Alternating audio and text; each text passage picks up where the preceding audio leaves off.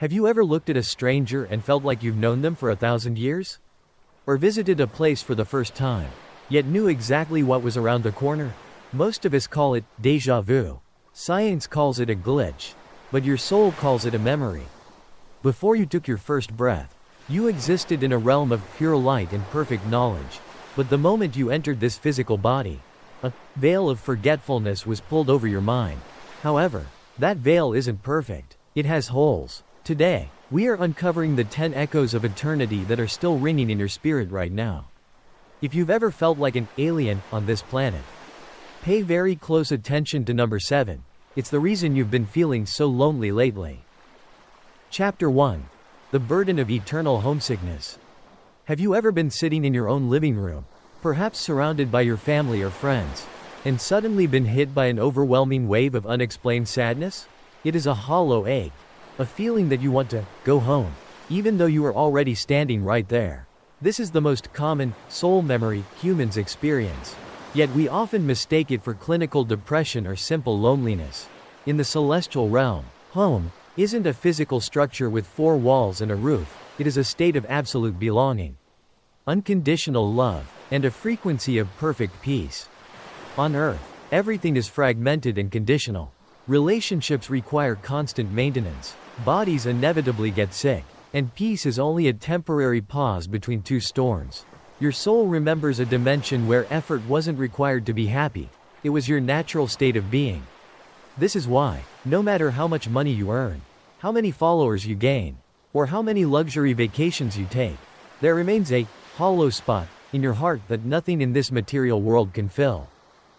You aren't just tired of your job or your routine. You're homesick for the infinite. You carry a subconscious memory of a place where you didn't have to prove your worth because you were born directly from the source of worth itself. This memory stays with you as a constant, quiet ache. It is the reason we look at a crimson sunset or a vast mountain range with such agonizing longing, because for a fleeting second, the colors and the scale remind your spirit of the light you used to walk in. You are a celestial traveler who has forgotten his coordinates, but your heart still points north, toward a home you can't name but can never forget. Chapter 2. The Recognition of Soul Clusters. We have turned the idea of soulmates into a cheap romantic cliché. But the spiritual reality is far more complex and intense. Before you took your first breath, you belonged to a cluster of spirits, a family of light that learned, evolved, and shared consciousness together for eons. When you meet a member of this cluster on Earth, it doesn't feel like a new introduction. It feels like a reunion after a long, painful amnesia.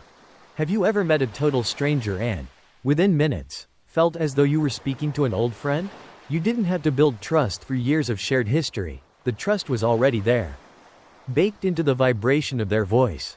This is because your soul recognizes their spiritual signature from the time before the veil of birth.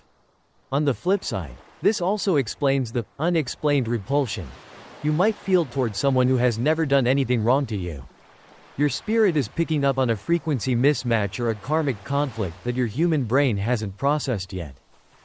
These encounters are rarely accidents. You made sacred contracts before you arrived here, agreeing to meet at specific, pivotal moments to help each other wake up to your true purpose. This is why your heart beats faster when you see that specific stranger in a crowded airport or a busy cafe. Your spirit is literally screaming, "There you are. I have been looking for you across lifetimes." To improve your life and your retention of happiness, you must stop looking for people who merely fit your social circle and start paying attention to the people who ignite your internal flame. You aren't just making friends, you're collecting your lost family. Chapter 3. The Mystery of Effortless Genius, Untapped Ancient Skills. Have you ever wondered why some children can sit at a piano and play a masterpiece before they can even read a book? Or why you, personally, find certain complex skills like coding, painting, or understanding ancient history incredibly easy, while others struggle for years? We often label this as talent or genetic luck. But from a spiritual perspective, there is no such thing as a new skill. What you call learning on Earth is often just a process of remembering what your soul had already mastered in the dimensions before your birth. Your soul didn't come into this world as a blank slate.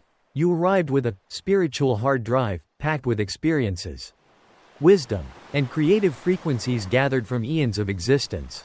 This is why you feel a pull toward certain crafts or subjects. When you find your flow state, that moment where time disappears and you create something beautiful without effort, you aren't just working, you're tapping into a reservoir of ancient knowledge. You aren't learning how to play the violin, you are reconnecting with the part of your spirit that once understood the mathematics of sound in a realm of pure harmony. The challenge in this life is that the noise of society, the pressure to get a high-paying job or follow a standard career path, often buries these soul memories. We end up working against our own spiritual grain.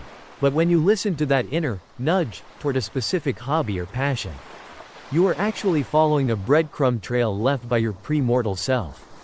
Your genius isn't something you have to build, it is something you have to uncover. You are already a master of something. Your only job on earth is to remember what it is before the clock runs out. Chapter 4. The Echoes of Unexplained Fears, the Soul's Scar Tissue. While we bring gifts from the previous realm, we also bring shadows. Have you ever had a paralyzing fear of heights, water, or even specific animals, despite never having a traumatic experience with them in this life? Or perhaps you have recurring nightmares of a specific historical era or a place you've never visited? These are not glitches in your brain, they are the scars of the soul. The veil of forgetfulness that covers us at birth is designed to give us a fresh start. But intense emotional imprints often leak through. Your spirit carries a defensive memory of things that once threatened its essence. If you feel a sudden, cold dread when entering a specific old building, or if you feel a strange warning about a person you've just met, it might be your pre-birth intuition screaming at you. Your soul remembers the patterns of betrayal, the sensation of falling, or the weight of a specific darkness that it has encountered before. These unexplained phobias are actually protective mechanisms. They're your soul's way of saying, we have been here before, and it didn't end well. However, the danger of these memories is that they can keep you trapped in a cycle of fear. To increase your retention of peace, you must learn to distinguish between a logical fear and a soul echo. By acknowledging that your fear might be a memory rather than a current reality, you can begin to heal the spiritual scar tissue. You aren't being hunted by the present, you're being haunted by a past that no longer has power over you. Understanding this is the first step toward true spiritual liberation. Chapter 5. The Resonance of Ancient Frequencies, Strange Familiarity. Have you ever heard a specific piece of music, perhaps a haunting flute melody from a culture halfway across the world, and felt your eyes fill with tears for no logical reason? Or maybe you have traveled to a foreign city for the first time. Yet as you walk the cobblestone streets, your feet seemed to know exactly which corner to turn. You felt a belonging to a culture, a language, or a period of history that has nothing to do with your current DNA or upbringing. This is the frequency resonance of the soul. Language is more than just communication, it is a vibration. When you feel an obsession with a specific tongue, be it the romantic flow of French, the rhythmic power of African drums, or the meditative chants of the East, it is often because your soul spent eons communicating in that specific energetic key. You aren't learning a new culture. You're tuning in to an old radio station that your spirit once called home. This is why some people feel like expatriates of the soul, living in one country but dreaming of another. This resonance is a gift. It allows you to tap into a different way of thinking and feeling that your current environment might not provide. If you feel a magnetic pull toward a specific land or tradition, do not dismiss it as a mere hobby. It is your soul trying to retrieve a part of its identity that was left behind in the transition to this life. By embracing these strange familiarities, you begin to bridge the gap between your temporary human identity and your eternal spiritual history. You are an international citizen of the cosmos, and your heart is the passport that remembers every border it has ever crossed. Chapter 6. The Sacred Contract, the Unexplained Must. We often talk about finding our purpose, as if it were a hidden treasure we need to hunt down. But for most, purpose feels less like a choice and more like a haunting. It is that nagging feeling in the back of your mind that you must do something, whether it's writing a book, starting a movement, or protecting the vulnerable. This unexplained must is the ink of your sacred contract. signed in the halls of the pre-mortal world before you ever took a physical form. Before you were born, you sat with your mentors and your soul group to decide what assignment you would take on during this brief trip to Earth. You chose your challenges, your family, and your specific talents to fulfill a certain goal. Because the veil makes you forget the details, the contract manifests in this life as an intuitive North Star. This is why you feel a deep sense of dissatisfaction when you are working a job that pays well but offers no meaning. Your soul isn't looking for a paycheck, it is looking for the fulfillment of its oath. When you align with this contract, the universe seems to conspire in your favor. Doors open, the right people appear, and you find a level of energy you didn't know you possessed. Conversely, when you ignore this must to satisfy the expectations of society, you experience a soul sickness that no medicine can cure. You aren't here to just exist and pay bills. You're here to complete a mission that only you can finish. Every time you follow your intuition against all logic, you are fulfilling a promise you made to yourself before the stars were even born. Chapter 7. The recognition of divine truth, the loneliness of the awakened. As I mentioned at the very beginning of this video, if you have ever felt like an alien on your own planet, this is why. Some souls arrive on Earth with a transparency in their veil that others simply don't have. You possess an intuitive lie detector that makes it impossible for you to find satisfaction in shallow conversations. Corporate greed, or the superficial game society plays, while others are perfectly happy chasing status and material trends. You stand on the sidelines feeling a profound, aching loneliness. This isn't a social defect, it is a soul memory of truth. Your spirit remembers a dimension where communication was telepathic and purely honest. You come from a realm where truth wasn't a concept you debated, but the very air you breathed, because you remember the frequency of absolute sincerity. The small talk and hidden agendas of the human world feel like sandpaper on your soul.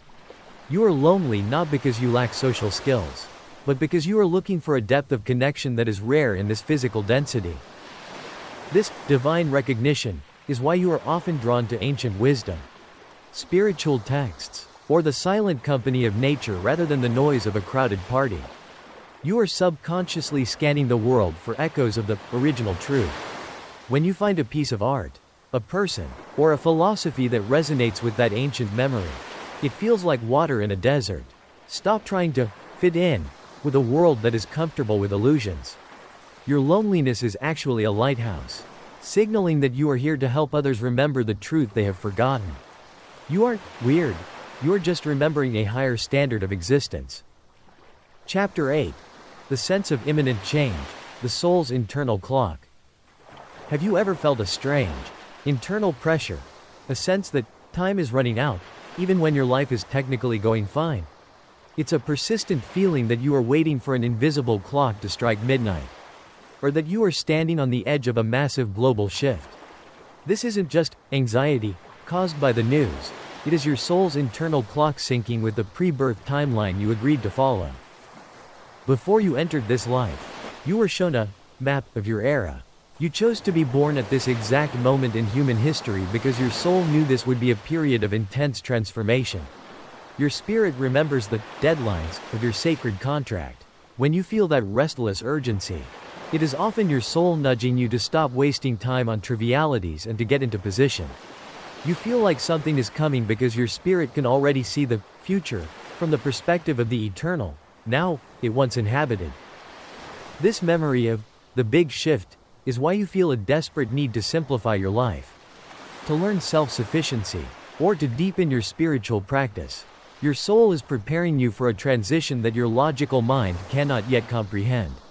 We often experience this as a mid-life crisis or a sudden quarter-life awakening. But it is actually a scheduled alarm clock. Your spirit remembers that your time on Earth is a very short, very high-stakes mission. You aren't running out of time. You're being called to wake up before the window of opportunity closes. Listen to the urgency. It is the sound of your soul preparing for its greatest performance. Chapter 9. The memory of flight, the weight of the flesh. Have you ever had a dream where you were flying, not in an airplane, but simply gliding through the air with a sense of total, effortless freedom? In these dreams, You don't feel surprised, you feel relieved. As if you have finally remembered how to breathe. This is one of the most profound leaks from your pre-birth memory. Your soul remembers a state of existence where it was not bound by the laws of gravity, friction, or the heavy limitations of a biological body. In the realm of spirit, movement is as fast as thought. You were once a being of pure energy, capable of traversing dimensions in a heartbeat. When you entered this physical soup of flesh and bone, it felt like a cosmic imprisonment. This is why we feel a strange, intuitive frustration with the slowness of our bodies. We get frustrated when we can't learn fast enough, move fast enough, or express our complex emotions through simple spoken words. Your soul's memory of flight is the source of your greatest creative desires. It is why we build cathedrals with soaring arches, why we strive to reach the stars, and why we find such peace in the vastness of the ocean or the open sky. We are trying to recreate the spaciousness of our original home. When you wake up from a flying dream with a sense of loss, don't be sad. That dream is a software update from your higher self, reminding you that your current weight is only temporary. You are a bird of paradise currently walking in a cage of clay, but your wings haven't forgotten the wind. Chapter 10. The choice to return, the sacred amnesia. The final and most shocking secret is this: you chose to forget. Many of us spend our lives complaining about the hardships of earth, asking, why am I here? The truth your soul remembers, but your brain denies, is that you fought for the chance to be here. In the halls of eternity, the earth is known as the great school of the soul. It is considered an honor to take on a human life, because only in a world of darkness can you truly learn how to generate your own light. You accepted the veil of forgetfulness as a challenge. If you remembered the full glory of your home, the trials of earth would mean nothing, there would be no growth. You chose to start at zero, to experience hunger, loss, and doubt, just to see if you could find your way back to love using nothing but your intuition. Every time you choose kindness over anger, or hope over despair, your soul levels up in a way that is impossible in a world where everything is perfect. The sense of unfinished business you feel is the memory of the goals you set before you arrived. You didn't come here to be comfortable, you came here to be tested. When you finally leave this body and the veil is lifted, the first thing you will feel is not judgment, but an overwhelming sense of, I remember now. You will see that every person who hurt you was a teacher, and every tragedy was a lesson you scripted for yourself. You are a brave explorer who volunteered for a dangerous mission. The question is, now that you've remembered who you are, what are you going to do with the time you have left? Your soul is not a guest in your body. Your body is a temporary guest in your soul. These 10 memories are not just stories. They are the breadcrumbs leading you back to the truth of your existence. If you felt a chill or a sudden knowing during this video, it's because a hole has been torn in your veil. The world wants you to stay asleep, to keep consuming, and to keep fearing. But you were born for something much larger than a 9-to-5 grind. You were born to remember. But what happens when you do remember? What is the one thing God whispered in your ear a second before you were born? In our next episode, we're going to talk about the forbidden memory, the one secret the world tries the hardest to make you forget. Don't let your veil close again. Subscribe and stay awake. Your journey home has just begun.